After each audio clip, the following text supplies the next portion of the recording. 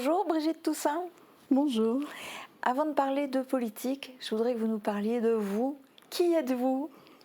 Alors, donc, je suis Brigitte Toussaint, j'ai 63 ans, j'ai 3 enfants, 2 petits-enfants, et que j'ai exercé une grande partie de mon travail au sein du tribunal du contentieux de la capacité, où j'ai géré tout le contentieux médical des services de la sécurité sociale, de la maison des personnes handicapées et des régimes spéciaux. Donc à ce titre, j'ai eu à connaître tout le contentieux des mineurs qui avaient travaillé au fond avec les maladies pulmonaires. Et aujourd'hui, vous êtes candidate à ces élections législatives. Pourquoi sous l'étiquette Debout la France? Alors, je vous explique mon parcours. En fait, en janvier 2020, je me suis aperçue qu'il y avait quand même des gros problèmes en France et que les manifestations qui avaient lieu ne servaient pas à grand-chose. Donc je me suis dit qu'il fallait changer les choses de l'intérieur. Donc j'ai cherché un parti qui convenait à mes idées et j'ai trouvé que M. Dupont-Aignan était honnête, avait du bon sens, une certaine intégrité. Donc j'ai intégré en janvier 2020 le groupe de M. Dupont-Aignan. Et puis de fil en aiguille, voilà, j'ai pris des responsabilités. Et voilà, donc j'ai décidé de me présenter aux législatives. Ça veut dire que vous visez un siège à l'Assemblée nationale. Est-ce que vous seriez prête à voter pour une loi, quel que soit le parti dont elle émane? Justement, ce qui m'a aussi motivée, c'est quand j'ai vu que au niveau de l'Assemblée nationale, il y avait des lois qui étaient votées qui concernent 67 millions de personnes, qui étaient votées à 20 personnes. Donc ça m'a révoltée, c'est aussi ce qui m'a poussée à faire un peu de politique. Voilà. Donc je ne serais pas prête du tout à voter pour des lois qui vont contre mon éthique. Voilà. Il y a des thèmes nationaux qui sont invités dans cette campagne, qui sont très présents, et notamment le pouvoir d'achat. Dans ce domaine, quelles sont les mesures que vous voulez défendre? Alors le pouvoir d'achat, c'est compliqué parce qu'il faudrait redonner déjà à notre France une économie qui soit digne de ce nom. Il faut arrêter de fermer les petits commerces en campagne, arrêter de fermer les services publics, permettre aux soignants de réintégrer leur travail parce qu'il y a quand même des gens qui sont sur le carreau, qui ont plus de revenus du fait qu'ils ne sont pas rentrés dans le chantage du gouvernement à faire une piqûre. Voilà. Donc il y a tout un programme derrière. Alors je voulais juste vous dire aussi qu'en tant que député, on ne peut pas vraiment parler de programme. Parce que d'une manière générale, les gens présentent un programme. Et c'est un leurre, parce que d'une part, il y a le pouvoir exécutif, d'autre part, il y a le pouvoir législatif. Législatif, ça veut dire quoi? Ça veut dire qu'il y a 577 députés qui vont voter. Donc ce dont vous parliez.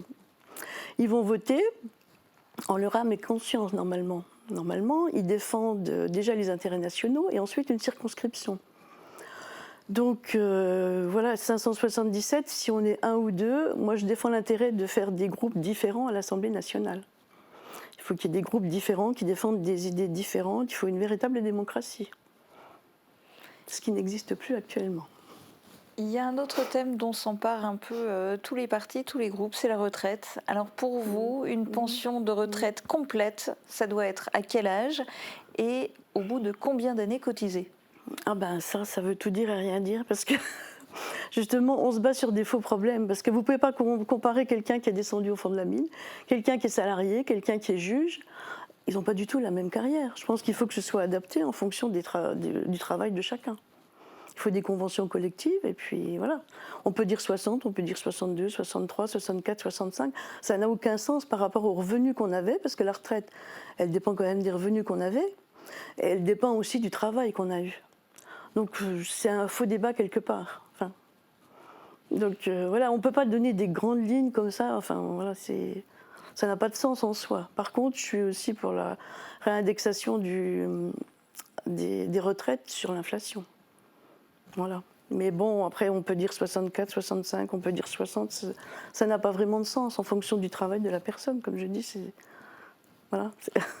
Alors, on va changer de thème concernant l'écologie et l'environnement. Selon vous, quelles sont les principales mesures à prendre? Alors, l'écologie, c'est pareil, c'est un vaste problème. Mais bon, moi, j'ai pas ciblé de mesures particulières. Moi, je pense que les gens, ils doivent vivre au sein des campagnes. Moi, j'ai l'expérience, par exemple, j'ai vendu une maison en Vendée. Il y a énormément de gens qui quittent la ville, effectivement, parce qu'ils veulent fuir la ville. Et parce que ça n'offre plus un climat serein.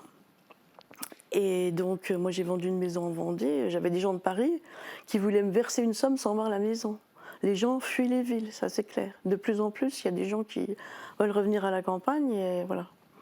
Bon, il y a les éoliennes, il y a plein de choses, mais après, voilà, je trouve que c'est pas... Enfin, c'est pas un faux problème, ça existe, l'écologie. Mais il n'y a pas... C'est pas la matière principale, je dirais. Alors, matière principale, vous, de manière générale, quel est votre principal cheval de bataille? Mon cheval de bataille, c'est la liberté d'expression et la souveraineté. Voilà. Alors, vous avez le temps de développer, expliquez-nous. Alors, la liberté de penser, d'agir, la liberté d'aller et venir, et surtout la souveraineté. Alors, la souveraineté par rapport à nous, par rapport à notre corps, parce que là, M. Macron, il est en train de donner les clés de la Maison France et de notre corps à l'OMS, donc via Bill Gates. Donc, voilà, il y a des tas de choses. Pour chercher qui dirige, il faut chercher qui finance derrière, toujours. Donc moi, je suis pour la véritable souveraineté de la France par rapport à toutes les décisions qui peuvent être prises. Je suis pour sortir de l'UE, de l'OTAN, de l'OMS. On doit retrouver notre pouvoir par rapport à la France et par rapport donc à notre économie surtout. Et concernant cette 5e circonscription de la Moselle, est-ce qu'il y a des causes particulières que vous avez envie de défendre? Ben justement, oui. Donc, si on défend l'hôpital public, entre autres, l'hôpital public, il y a l'hôpital public de Bitche, pour lequel les gens ont une très grande inquiétude, parce qu'on ferme les petits hôpitaux, on ferme les maternités, et même les grands hôpitaux, quand on voit qu'à Bordeaux, donc à Bordeaux, il n'y a plus de service d'urgence. Ce sont des bénévoles qui font le service les week-ends ou les nuits, donc a fortiori pour les petits hôpitaux. Donc il faut à tout prix que les soignants puissent être réintégrés, parce que derrière tout ça aussi, les gens qu'on empêche de travailler, il y a aussi des cuisiniers, des jardiniers, tous les gens qui n'ont pas subi le chantage de la piqûre, ne peuvent plus travailler, n'ont pas de ressources, etc. Donc il y a un problème économique, à mon avis, très important derrière. Est-ce qu'il y a d'autres thèmes au niveau local que vous avez envie de défendre? Local, je dirais, non, local, c'est surtout au niveau national, ça a une répercussion directe au niveau local, dans plein de domaines, voilà. Alors au niveau national, le ministre de l'économie, Bruno Le Maire, demande aux entreprises qui le peuvent d'augmenter les salaires. Quelle est votre réaction? Justement, ça c'est toujours des décisions prises en haut, mais qui ne tiennent pas compte des entreprises voilà, qui fonctionnent plus ou moins bien. Parce que c'est pareil, les petits commerçants, les petits artisans, il ne faut pas oublier, les petits artisans, c'est le premier employeur de France. Comment voulez-vous qu'une petite boîte qui a du mal de fonctionner augmente ses salariés? Voilà, c'est des décisions qui sont prises à un haut niveau, mais qui ne tiennent pas compte des répercussions de la vie économique au quotidien. Pour vous, c'est quoi le principal rôle d'une députée? Eh bien, justement, je voulais reparler de ça, justement, si vous me demandiez mon programme. Parce qu'un député, quel est le rôle d'un député? Il vote des lois, donc, il fait un travail à travers des commissions, il modifie des lois. Et donc, à ce titre, on ne peut pas avoir un programme comme un maire, un conseiller départemental ou régional. Mais par contre, on doit avoir une éthique, une ligne de conduite qu'on retrouve au niveau national et au niveau de notre circonscription. Donc le rôle d'un député, c'est de voter des lois, mais pas de dire amen à tout. Donc j'aimerais bien qu'il y ait plus de gens qui s'engagent justement dans la vie politique, parce que les gens ont été dégoûtés de la politique, et je trouve que c'est dommage parce qu'ils se désintéressent de tout, alors que c'est le contraire. C'est là qu'il faut faire un contre-pouvoir. Il n'y a plus de contre-pouvoir au gouvernement. Si je me suis engagée, c'est pour ça aussi, c'est pour faire un contre-pouvoir. Alors vous parlez d'éthique et de ligne de conduite. C'est quoi votre ligne de conduite?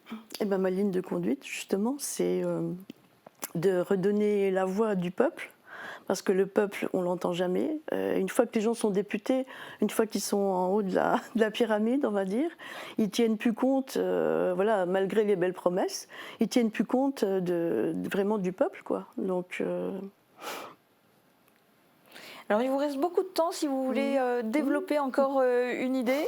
Mais écoutez, moi j'avais noté plein de choses, mais bon, alors comme c'est pas fait dans le même sens, voilà, donc Bon, il y avait surtout les soignants qui doivent être réintégrés, le référendum d'initiative citoyenne, parce qu'il n'y a plus de démocratie dans notre pays. Donc voilà, redonner une économie digne. Je pense que les salariés doivent avoir un salaire qui doit leur permettre d'avoir une vie décente. Il y a plein de choses comme ça. Arrêter de fermer les services publics dans les petites communes, entre autres. Et puis, la déconjugalisation de l'AAH aussi, parce que je connais bien le monde du handicap aussi, comme j'ai travaillé beaucoup dedans. Donc voilà, pour que les personnes handicapées puissent avoir une indépendance par rapport à leur indemnité. Il y a plein de choses. Donc oui, je voulais vous dire aussi que je serai présente, parce que moi j'ai pas les moyens d'avoir un local, je ne suis pas encore députée. Donc je serai présente le mardi 7 juin à 18h30 sur le parvis de la mairie, pour les gens qui veulent venir discuter avec moi. Et après je suis ouverte si quelqu'un veut m'offrir un local. Ou voilà, pour que je puisse discuter avec les gens, faire entendre ma voix. Donc je vous remercie aussi. C'est une preuve de démocratie d'entendre tous les petits candidats, quels qu'ils soient. Donc ça, je vous remercie de m'avoir invitée. Et puis voilà, moi je suis plutôt pour la désobéissance civile, c'est-à-dire voilà, j'ai beaucoup étudié les religions, le Tao. Et Gandhi disait, la désobéissance civile est un devoir quand l'État devient corrompu ou hors la loi. Et je pense qu'on est en plein dedans. Donc pourtant je suis tout à fait citoyenne, je respecte toutes les règles, mais la désobéissance civile, il arrive un moment, il faut savoir dire non. Donc je souhaite que plus de gens s'engagent au niveau politique, parce qu'il n'y a que de cette façon qu'on pourrait être entendu. Il vous reste quelques secondes si vous voulez dire un petit mot aux téléspectateurs qui sont, pour un grand nombre d'entre eux, des électeurs de cette circonscription. Eh bien, venez à ma rencontre si vous voulez, donc le mardi 7 juin à 18h30 sur le parvis de la mairie avec Hélène Brauer qui est ma suppléante. Voilà. Eh bien, c'est la fin de cette interview et puis on ne le dira jamais assez, le premier tour des élections législatives, c'est dimanche 12 juin.